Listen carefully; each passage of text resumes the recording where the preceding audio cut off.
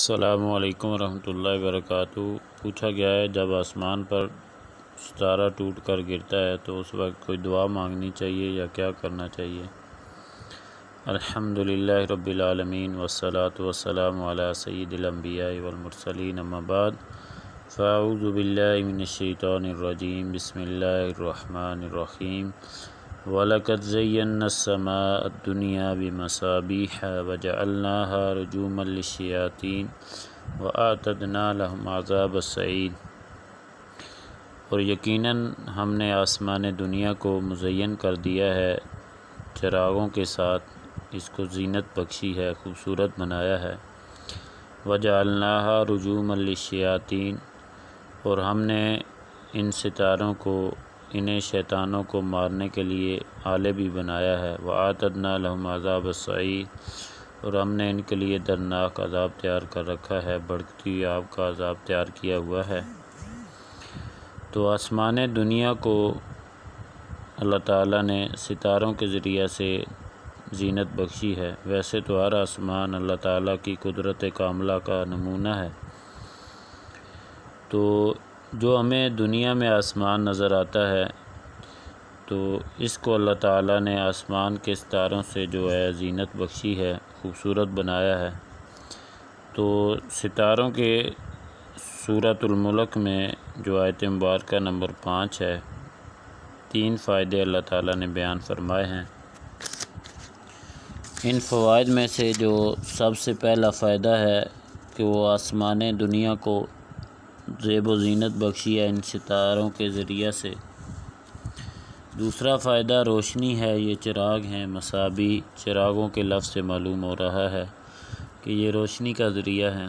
اور تیسرے نمبر پر ان ستاروں کے ذریعہ سے رجوما للشیاطین، شیاطین کو بھگایا جاتا ہے، جو فرشتوں کی باتیں سن کر کائنوں تک پہنچانے کی کوشش کرتے ہیں تاکہ وہ لوگوں کو غیب دانی کے دعووں سے گمراہ کر سکیں۔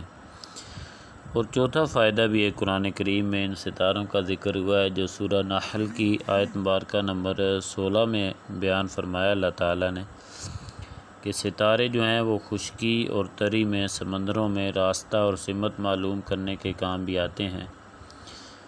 ان کے علاوہ ستاروں میں سعادت یا نحوست سمجھنا یا انہیں کسی اختیار کا مالک سمجھنا، یہ صریح طور پر شرک والے کام ہیں۔ جب یہ ٹوٹ کر گرتے ہیں، شیاطین کو لگتے ہیں، تو اس وقت کوئی دعا کرنا ثابت نہیں ہے کہ بندہ دعا کرے، یہ تو اللہ تعالیٰ کی قدرت کاملہ کی نشانیاں ہیں۔ ہاں، جب مرغا دعا کرے، نبی رحمت صلی اللہ علیہ وسلم نے فرمایا کہ مرغ کی اذان جب آپ آواز سنیں تو اس وقت آپ دعا کر سکتے ہیں۔ اور اسی طرح جب بارش ہو رہی ہو تو تب بھی دعا کی جا سکتی ہے۔ اس طرح کئی مواقع ہیں جن کے بارے میں شریعت نے صراحت فرمائی ہے۔ تو اسی طرح یہ ستاروں کے حوالہ سے وضاحت کے ساتھ سورہ الصافات میں بھی اللہ تعالیٰ نے بیان فرمایا، اِنَّا زَيَّنَّا السَّمَاءَ الدُّنْيَا بِزِينَةٍ الْكَوَاكِبِ، یقیناً ہم نے ہی آسمان دنیا کو ایک انوکھی زینت کے ساتھ آراستہ و پیراستہ کیا ہے۔ الکواکب جو کہ ستارے ہیں، وَحِفْظًا مِّن كُلِّ شَيْطَانٍ مَارِدٍ، اور ہر سرکش شیطان سے خوب محفوظ کرنے کے لیے اللہ تعالیٰ نے انہیں پیدا فرمایا ہے۔ لَا يَسَّمَّعُونَ إِلَى الْمَلَإِ الْأَعْلَىٰ وَيُقْذَفُونَ مِن كُلِّ جَانِبٍ، وہ اوپر کی مجلس کی طرف کان نہیں لگا سکتے اور ہر طرف سے ان پر شہاب ستارے پھینکے جاتے ہیں۔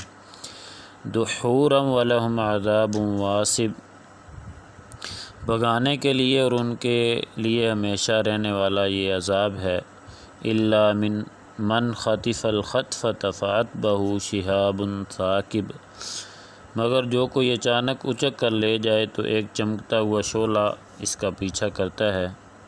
تو سوال کا جواب اسی میں ہے کہ اللہ سبحانہ و تعالیٰ نے ایک تو آسمان کی زیب و زینت کے لیے ان ستاروں کو بنایا ہے، اور اسی طرح جو سرکش شیاطین ہیں جو باتوں کو الا من خطف الخطف، یہ تو اللہ نے استثناء فرما دیا کہ وہ کان لگا کر سننے کی کوشش کرتے ہیں اور انہیں شہاب ثاقب، ایک ستارہ ٹوٹ کر شعلے کی شکل میں لگتا ہے، تو بعض دفعہ ایسے ہوتا ہے کہ یہ ستارہ لگنے سے پہلے جو شیاطین ہوتے ہیں وہ دفعتاً اچانک کوئی بات اچک کر لے جاتے ہیں، تو ایک چمکتا ہوا شعلہ اس کا پیچھا کرتا ہے۔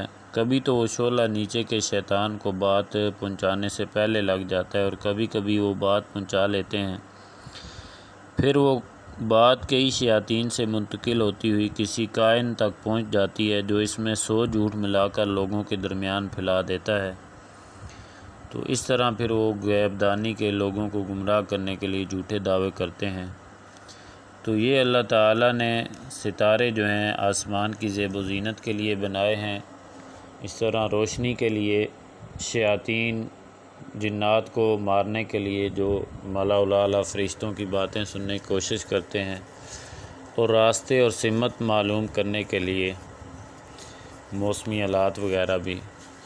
تو یہ کسی کی قسمت کا ستارہ یا اس طرح کسی کی قسمت کا ستارہ گردش میں ہے، گردش میں نہیں ہے، اس کو ٹوٹتے ہوئے دیکھ کر دعا مانگنی چاہیے، اس سے دعا مانگنی چاہیے، یہ ساری شرکیہ باتیں ہیں، ان سے اللہ تعالیٰ سے معافی مانگ کر اللہ کی پناہ مانگنی چاہیے، نہ کہ ایسی باتیں کر کے کہ اس وقت دعا مانگیں، یہ کریں وہ کریں۔ تو قسمت کا حال اللہ تعالیٰ بنانے والے ہیں، یہ ستارے یہ قسمت کا حال نہ بتاتے ہیں، نہ یہ قسمت کا حال بنا سکتے ہیں، نہ کسی کی قسمت بگاڑ سکتے ہیں اور نہ سنوار سکتے ہیں۔ یہ تو اللہ کی مخلوق ہیں، یہ بھی اللہ تعالیٰ کے حکم کے تابع ہیں۔ اللہ تعالیٰ ایسی شرکیہ باتوں سے اور ایسے شرکیہ عقائد سے ہمیں محفوظ رہنے کی توفیق عطا فرمائے۔ السلام علیکم ورحمۃ اللہ وبرکاتہ۔